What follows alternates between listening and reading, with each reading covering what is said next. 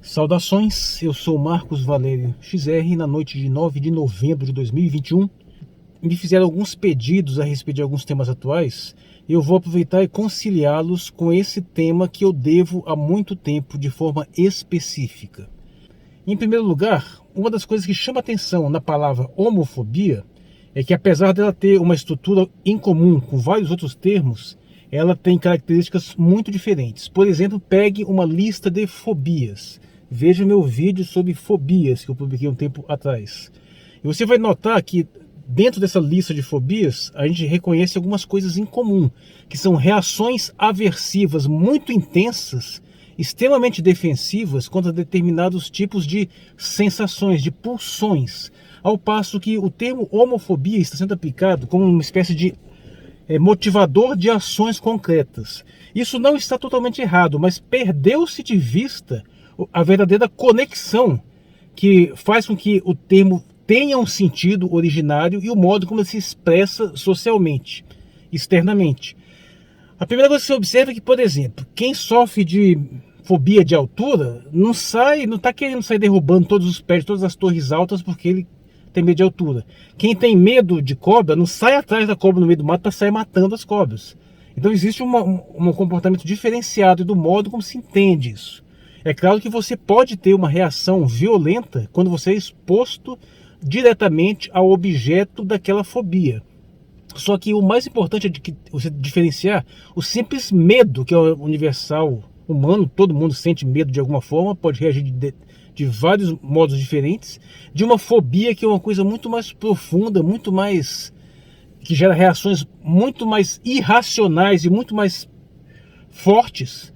E quando você simplesmente você comparar os termos que tem o sufixo fobia, você vai notar que não batem exatamente o que a gente entende como fobia atualmente. O problema ocorre porque o termo homofobia, que aliás tem uma certa controvérsia de quando foi criado, a princípio é atribuído a um certo George Weinberg, que teria criado na década de 60, inclusive até a data é meio controversa, mas apesar de que existem terminologias similares, anteriores, desde muito tempo, mas uma coisa é certa: o sentido original dessa palavra é que o indivíduo tem medo de ele possuir impulsos homossexuais. Então a fobia está nesse sentido, aquela pulsão instintiva vem e ele não quer ter aquela pulsão, ele foge, ele nega, ele tem uma aversão àquela pulsão em si. Isso possui uma característica muito diferente de todas as outras fobias, que as outras fobias, elas são coisas absolutamente arbitrárias. A pessoa pode ter alto grau e a maioria das pessoas não tem grau nenhum. Mesmo para, por exemplo, o homem que tem a sua heterossexualidade normal, ele tem um certo grau de constrangimento com com seus próprios impulsos. Mesmo os homens que procuram prostituição, são os famosos viciados em sexo, ou até mesmo o estuprador, ou o cara que simplesmente consome pornografia, todos eles, em algum grau, reconhecem que eles preferiam não ter aquele tipo de pulsão. Há uma certa vergonha, um certo constrangimento, às vezes até uma raiva mesmo, você sentir aquilo, uma autorrecriminação, mas o indivíduo não consegue controlar. E isso na dimensão da heterossexualidade. Quando você passa isso para a homossexualidade, a situação fica mais complicada ainda, porque a heterossexualidade, pelo menos, ela é a norma dominante, então você vai estar dentro do grupo majoritário. E a homossexualidade não, além de todos os problemas associados, né? Então, quando o indivíduo descobre em si mesmo impulsos homossexuais, a isso que se chama homofobia. Literalmente está errado chegar uma pessoa que, por exemplo, não tem esse impulso, ou seja, totalmente não tem nenhum impulso homossexual, e vê lá o movimento LGBT e tem raiva que lá cheia os caras de porrada. Na verdade, tecnicamente está errado chamar isso de homofobia, porque aquela ação que ele teve não foi motivada pelo impulso homofóbico originário, que sim motiva ações de violência contra homossexuais. Porque muitas vezes o indivíduo que está imbuído desse tipo de sentimento, ele tem aquele impulso, só que ele pode se manter relativamente afastado daquele tipo de impulso, daquela tentação, que, por exemplo, ainda que ele sinta uma atração superficial por um homem, se o homem for hétero e não der nenhum tipo de estímulo para ele, não vai acontecer nunca.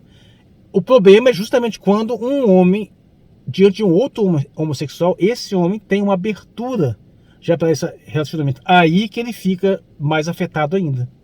Isso explica bem como que funciona essa conceituação originária do termo homofobia, que aí sim está totalmente de acordo com a tradição desses termos, porque gera uma aversão intensa e irracional, mas é totalmente interna. Só que também explica por que as pessoas que sofrem esse tipo de aversão, elas podem desenvolver comportamentos agressivos contra homossexuais, porque aquele homossexual ali pode ter despertado em especial aquela sensação que ela nega. Isso tem um pouco a ver também, por exemplo, com a misoginia real, né? Às vezes o sujeito não gosta de ter aquele impulso, mas aquela mulher, especialmente aquela mulher sensual, desperta aquele impulso nele, ele tem aquela pulsão, ele tem raiva daquela pulsão e desconta aquilo das formas mais variadas possíveis. Então, aí que está o sentido originário do termo homofobia. E aí eu volto a afirmar, o indivíduo que não tem nenhum impulso homossexual e que desenvolve posturas preconceituosas e agressivas contra homossexuais, tecnicamente está errado chamar isso de homofobia. O termo correto deveria ser, seguindo o mesmo padrão universal de classificação, deveria ser miso-homossexualia, ou alguma coisa parecida, que é um indivíduo que faz mal, que deseja o mal, que pretende praticar algo, ou pelo menos odeia aquele determinado fenômeno. Então isso a gente usa o termo misoginia, misandria, misantropia. O termo homofobia em si, ele não conecta bem com o modo como ele tem sido utilizado. Apesar disso, ele tem sim uma conexão originária. Ele só está sendo distorcido para ter seu sentido alargado até um ponto que deixa completamente de fazer sentido. Porque, por exemplo, do sentido originário, que é você ter um impulso homossexual que você reprime, o termo hoje já é utilizado no seu sentido absolutamente contrário, que é quando você não tem impulso nenhum, e por não ter esse impulso, você rejeita por completo a possibilidade de uma relação. E tem gente que vai e chama isso de homofobia, ou seja, inverter completamente o quadro. E eu digo isso porque eu acho que muita gente já deve ter experimentado isso, e eu já passei por isso, de você ser acusado de ser homofóbico por você estar recusando essa possibilidade. O nível de distorção que a gente entrou aí, né? Sem contar essa confusão que já estão fazendo com a questão dos trans, que estão chamando de transfóbicos as pessoas que recusam uma relação que não é da sua orientação, ou seja, por exemplo, uma mulher homossexual que rejeita a relação com um homem que tem a mentalidade feminina, ou seja, uma mulher trans. Então isso é mais uma das consequências, uma das evidências de você ir distorcendo os conceitos até o ponto de eles não fazerem mais sentido. E hoje o termo homofobia vai no mesmo sentido do termo machismo, do termo fascismo, do termo comunismo. Eles deixam de ser substantivos para se tornar adjetivos. Se você usa aquele rótulo para xingar uma conduta que você considera inapropriada, ainda que essa conduta realmente não esteja associada àquilo que tradicionalmente se associa. Bom, dito isso, é bom deixar claro também que você não pode basear todo o fenômeno da negação, da reação contra a homossexualidade apenas nesse conceito de homofobia. Ele é extremamente explicativo, mas ele não resume o todo. Agora, ele tem algumas características interessantes que justificam até mesmo certos chavões por aí, como por exemplo você diz que pessoal homofóbico é porque tem homossexualidade enrustida. Sim, é exatamente isso. Originalmente esse é o significado do termo. Então é preciso desconfiar, assim, quando você vê uma pessoa que é extremamente enfática nessa rejeição à homossexualidade, que isso pode sugerir sim uma homossexualidade enrustida, né? Sim, ela tem esse impulso em si mesma. Mas assim, insistindo, isso não explica tudo, porque o indivíduo pode não ter nenhum impulso nesse sentido e ao mesmo tempo ter uma postura contrária à homossexualidade. E infelizmente o termo está confundindo todos os fenômenos e fazendo uma bagunça danada. Quais são os motivos que levariam a essa rejeição à homossexualidade? Isso é um tema bastante complicado, porque de uma certa forma, a princípio, a maioria dos homens héteros normais, por viverem numa sociedade de competição, onde você tem um enorme trabalho, uma enorme dificuldade para conseguir se envolver com mulheres, para conquistar, seduzir mulheres, é uma dificuldade.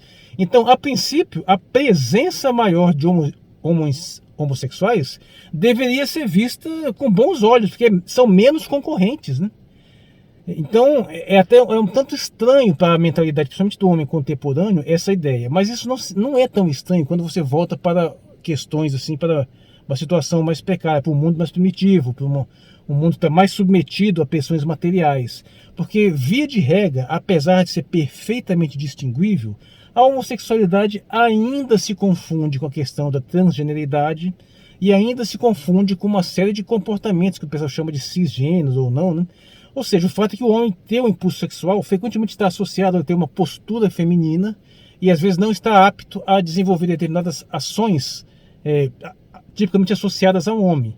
E aí isso aí já gera um problema, porque numa sociedade onde você precisa da força de trabalho masculina o máximo possível para que a sociedade sobreviva, você ter homens afeminados gera uma situação muito problemática, que são menos homens dispostos a determinadas atividades que são cruciais para o funcionamento daquela sociedade. Apesar de que muitos homossexuais são perfeitamente másculos, eu arriscaria dizer que até que são a maioria, mas essa confusão ainda é extremamente comum. E aí vem aquele grande questão. Por exemplo, você tem os papéis tradicionalmente masculinos e femininos, baseados em realidades corpóreas, e o papel primordial feminino sempre está associado à reprodução, assim como o papel primordial masculino está associado a todo aquele modo de estrutura básica e infraestrutura da sociedade.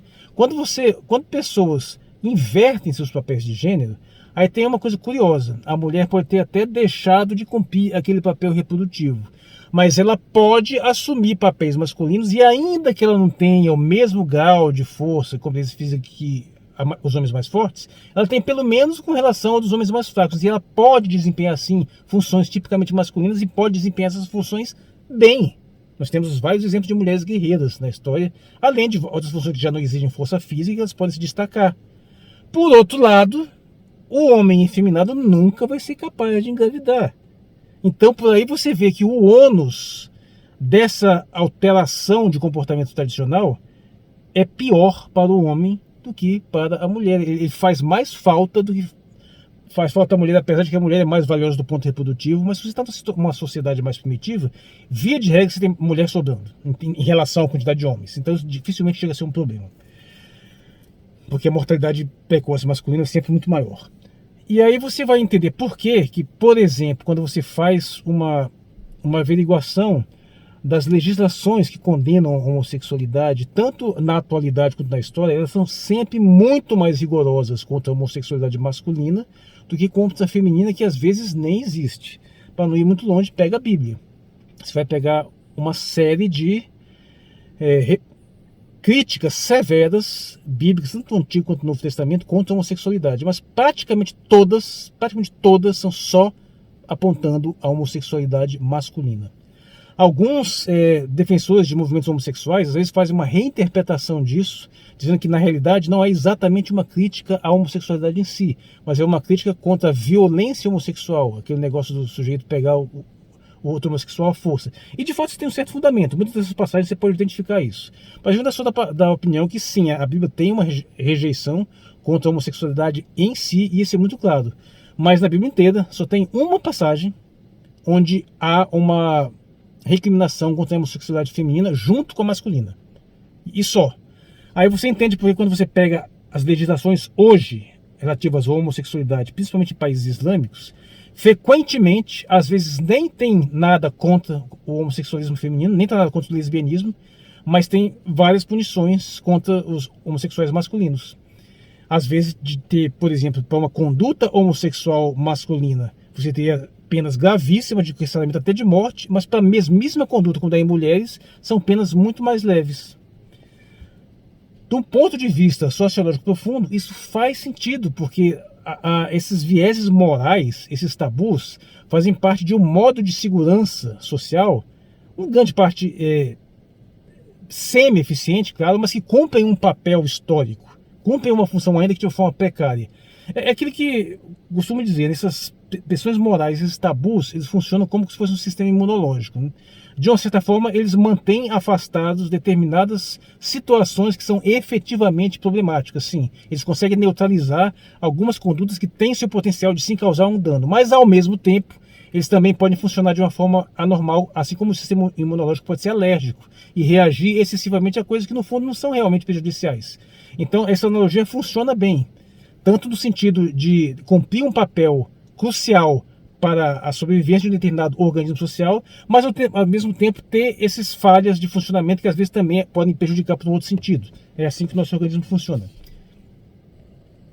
Por outro lado, nós sabemos muito bem que a homossexualidade também se manifesta de forma extremamente viril entre homens, E tem até aqueles que já virou até uma espécie de estereótipo histórico, né? Daqueles homens que vão pra guerra, são guerreiros, são másculos, são capazes e podem ter homossexualidade também. E aí, tá aí, como é que funcionaria essa repressão à homossexualidade nesse âmbito aí? Aí sim você pode invocar a questão da homofobia, porque o sujeito pode ter um impulso homossexual, ele pode rejeitar aquele impulso, e aí sim ele pode projetar aquela rejeição e aquela aversão contra o objeto que causa esse impulso. Então você tem situações complicadas, você tem situações divergentes se misturando aí. Porque uma coisa é essa questão do impulso homofóbico, que até pode se chamar crime de motivação homofóbica, isso faz sentido. Ao mesmo tempo tem o problema do papel de gênero, que pode fazer falta numa determinada situação. E ainda tem um outro fator também, é que para os homens héteros, a homossexualidade é uma coisa muito estranha. Porque no universo masculino é extremamente vasto, então pode ter uma série de coisas que você tem afinidades ou discordâncias, tem toda uma infinidade de possibilidades de manifestação. Alguns vão gostar disso, outros vão gostar daquilo, vão ter uma orientação política, ideológica, religiosa, num sentido ou no outro, mas todos eles se unem no que se refere a seu impulso sexual. Todos eles, todos os homens héteros, gostam de mulher. Então isso é um ponto que une a todos os homens. Isso é um ponto que sempre permite que homens de backgrounds absolutamente diferentes, de visões de mundo totalmente diferentes, de gostos totalmente diferentes, tenham algo em comum, algo que eles podem compartilhar, algo que eles podem conversar. Quando você chega um homossexual numa situação dessas, você às vezes rompe aquele vínculo mínimo possível aos homens, além da estranheza absoluta, porque você olha assim, o impulso que você tem, que o homem hétero tem em relação ao universo feminino, você olhar, ver que um homem não tem aquele impulso funciona ao contrário, é um negócio totalmente chocante. Você fica assim, meu Deus, mas como é que pode um negócio desse? Então tem essa estranheza pessoal também, né?